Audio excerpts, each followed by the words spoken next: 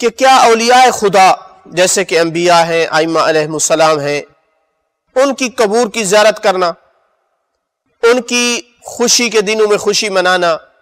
ان کی مصیبت کے دنوں میں مصیبت اور غم کا اظہار کرنا جیسا کہ ہم کرتے ہیں، یہ ان ہستیوں کی عبادت تو شمار نہیں ہوتی؟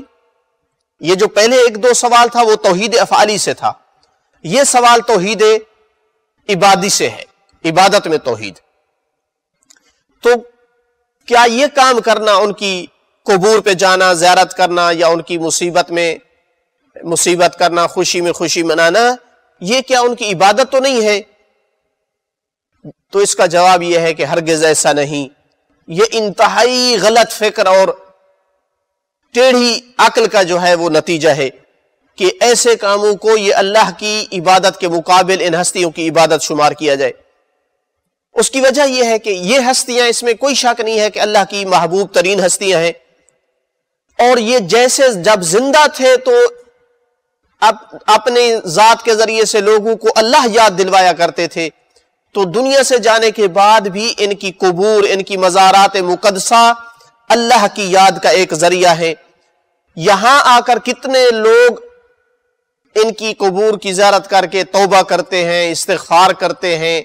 اللہ کی عبادت کرتے ہیں۔ یہ زمین کے وہ ٹکڑے ہیں جہاں سب سے بڑھ کر اللہ کی عبادت کی جاتی ہے، تو کتنی غلط فکر ہے کہ کوئی کہے کہ ان ہستیوں کی زیارت کرنا یہ اللہ کی عبادت کے ساتھ شریک کرنا ہے۔ تو لہٰذا اللہ تعالیٰ اپنے خاص بندوں کی تعظیم کو پسند کرتا ہے، اور ان کے ذریعے سے جب اللہ کو لوگ یاد کرتے ہیں تو اس کو بھی اللہ تعالیٰ پسند کرتا ہے۔ تو حقیقت یہ ہوا کہ ایک مسلمان جب ان کی زیارت کرتا ہے تو وہ اللہ کو راضی کرنے کے لیے کرتا ہے، وہ اللہ کی عبادت کر رہا ہے، ان کی عبادت نہیں ہے۔ ان کی زیارت کر کے وہ اللہ کو راضی کر رہا ہے، اللہ سے ان کی زیارت کے واسطے سے اپنے گناہ معاف کروانا چاہتا ہے۔ ارشاد باری تعالیٰ ہوا، اور جو اللہ تعالیٰ کی نشانیوں کی تعظیم کرتے ہیں تو یہ دلوں کے تقوی کی علامت ہے۔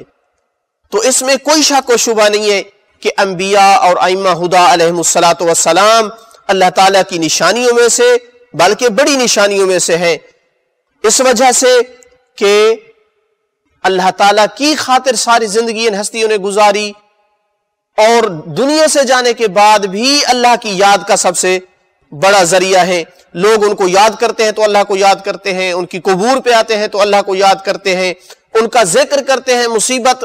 میں مصیبت بپا کرتے ہیں تو اللہ کو یاد کرتے ہیں۔ تو اللہ کی نشانیاں ہیں۔ روایات میں ملتا ہے کہ حتی رسول اکرم صلی اللہ علیہ وآلہ وسلم بھی خود ذات مقدس اپنے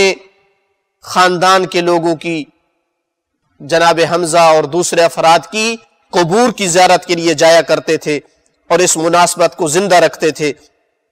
قرآن مجید میں ارشاد ہوا، ذکرہم بایام اللہ، اللہ کے دنوں کو یاد دلاؤ۔ ویسے تو سارے دن اللہ کے ہیں، لیکن کون سے دن ہیں جن کا قرآن حکم دے رہا ہے کہ اللہ کے دنوں کو یاد دلاؤ؟ یہ وہ دن ہیں جس دن اللہ تعالیٰ کی قدرت کا کوئی غلبہ ظاہر ہوا، یا دشمن پسپا اور کمزور ہوا، کوئی ایسا بڑا واقعہ ہوا کہ جو اللہ تعالیٰ کے دین کے لیے ایک نصرت اور غلبہ تھا۔ اور ان ہستیوں کے مناسبات کو منانا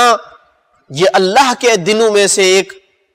یعنی عظیم قسم کے دن ہیں، لہٰذا کوئی حرج نہیں ہے، بلکہ اللہ کی اس میں رضا اور ثواب اور عبادت ہے کہ کوئی ان ہستیوں کا تذکرہ کرے